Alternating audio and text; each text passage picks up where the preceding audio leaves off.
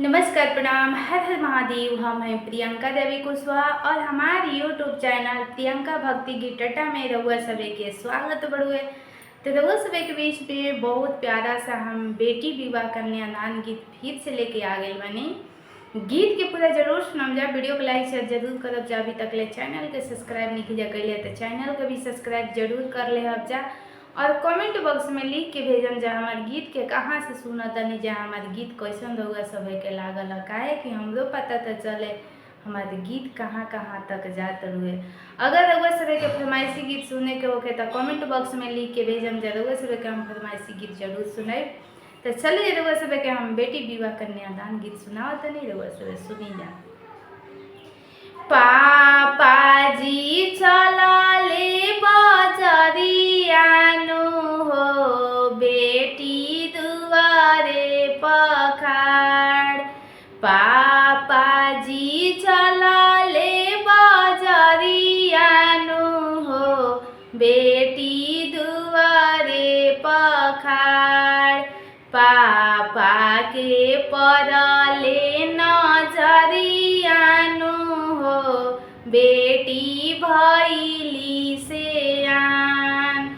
पापा के परले नजरियानु हो, बेटी भैली से आन। चाचा जी चलले बजरियानु हो, बेटी दुआरे पखाड़। चाचा जी चलले बजरियानु हो, बेटी दुआरे पखाड़। चाचा के परले नजरियानु हो, बेटी भैली से आन। चाचा के परले नजरियानु हो, बेटी भैली से आन।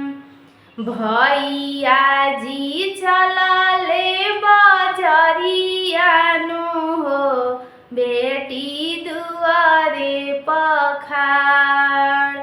भैया जी चलले बजरियानु हो, बहिनी दुआरे पखाड़। भैया के परले नजरियानु हो, बहिनी भैली से आन। भैया के परले नजरियानु हो, बहिनी भैली से आन।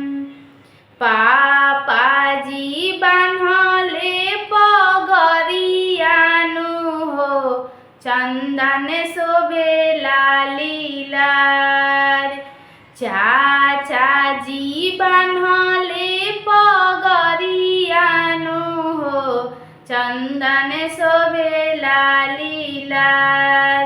भैया साजले लाली घोड़ावानु हो, खोजे चल बर राम। भैया जे साजे लाली घोड़ावानु हो, खोजे चल बर राम। पापा के धुमिला भैले पगरियानु हो, चंदन पसरे लीलार। चाचा के धुमिला भैले पगरियानु हो, चंदन पसरे लीलार। भैया के थाकी गईले घोड़ावानु हो, नाही मिले बर राम। भैया के थाकी गईले घोड़ावानु हो, नाही बर मिलले राम। गौआ में घूमे नौआ बरहियानु हो, आई द्वारा भैले खाड़। गौआ में घूमे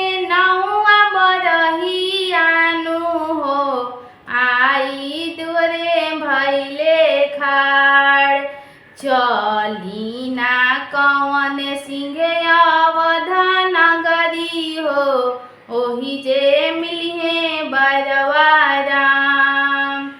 चलना कवन सिंह अवध नगरी हो, ओही जे मिलिहे बरवा राम। मामा जी चलले बजरियानु हो, भगिनी दुआरे पखाड़।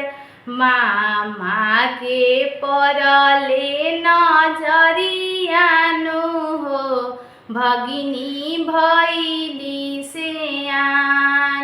मामा के परले नजरियानु हो, भगिनी भैली से